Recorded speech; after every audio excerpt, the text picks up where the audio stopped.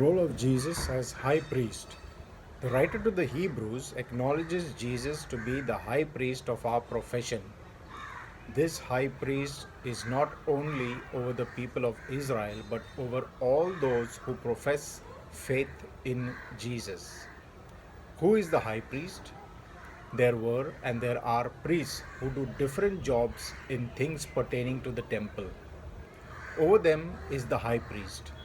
This role and function started in Moses' day when God directed him to place his brother Aaron as high priest in the temple.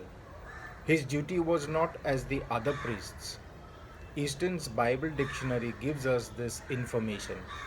Aaron was the first who was solemnly set apart to this office. He wore a peculiar dress which on his death passed on to his successor in office. Besides those garments which he wore in common with all priests, there were four that were peculiar to himself as high priest. The robe. The robe of the ephod, all of blue of woven work, worn immediately under the ephod. It was without seam or sleeves. The hem or skirt was ornamented with pomegranates and golden bells, 72 of each in alternate order. The sounding of the bells intimated to the people in the outer court the time when the high priest entered into the holy place to burn incense before the Lord. The ephod consisted of two parts, one of which covered the back and the other the breast, which were united by the curious girdle. It was made of fine twined linen and ornamented with gold and purple. Each of the shoulder straps was adorned with a precious stone on which the names of the 12 tribes were engraved. This was the high priest's distinctive vestment. The third, the breastplate of judgment. It was a piece of cloth doubled of one span square. It bore 12 precious stones set in 4 rows of 3 in a row, which constituted the Urim and Thummim. These stones had the names of the 12 tribes engraved on them. When the high priest, clothed with the ephod and the breastplate, inquired of the Lord, answers were given in some mysterious way by the Urim and Thummim. And fourth was the mitre or upper turban, a twisted band of 8 yards of fine linen coiled into a cap, with a gold plate in front engraved with Holiness to the Lord, fastened to it by a ribbon of blue. To the high priest alone it was permitted to enter the Holy of Holies, which he did only once a year on the great day of atonement. For the way into the holiest of all was not yet made manifest. Wearing his gorgeous priestly vestments, he entered the temple before all the people, and then, laying them aside and assuming only his linen garments in secret, he entered the Holy of Holies alone and made expiation, sprinkling the blood of the sin offering on the mercy seat and offering up incense. Then, resuming his splendid robes, he reappeared before the people. Thus, the wearing of these robes came to be identified with the Day of Atonement. The office and ministration of the high priest were typical of the priesthood of our Lord. It is supposed that there were in all 83 high priests, beginning with Aaron and ending with Phinehas in AD 70. At its first institution, the office of high priest was held for life and was hereditary in the family of Aaron.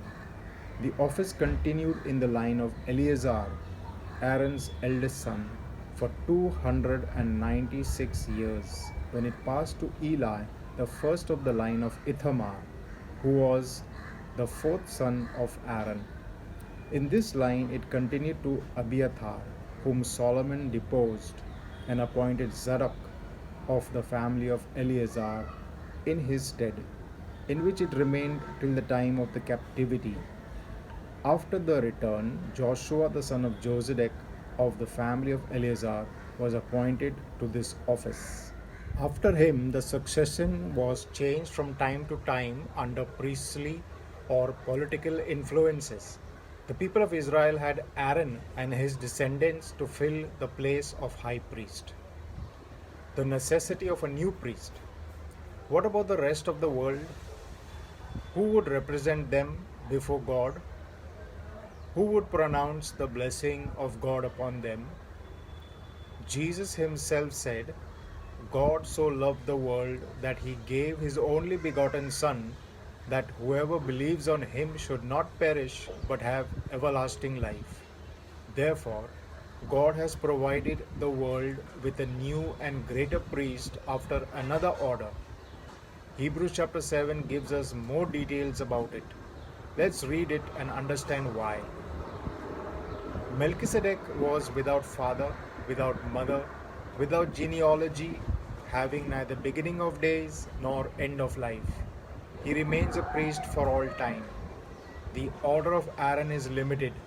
The question asked is, if perfection was through the Levitical priesthood, what need was there for a different priest to arise, designated according to the order of Melchizedek and not after the order of Aaron?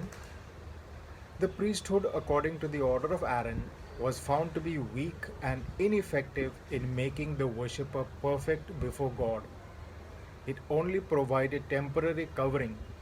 The new priest, according to the order of Melchizedek, is different and offers us a better hope. Because of Jesus' indestructible life, he is able to save completely those who come to God through him, making intercession for them. He does not need to offer daily animal sacrifice for sin.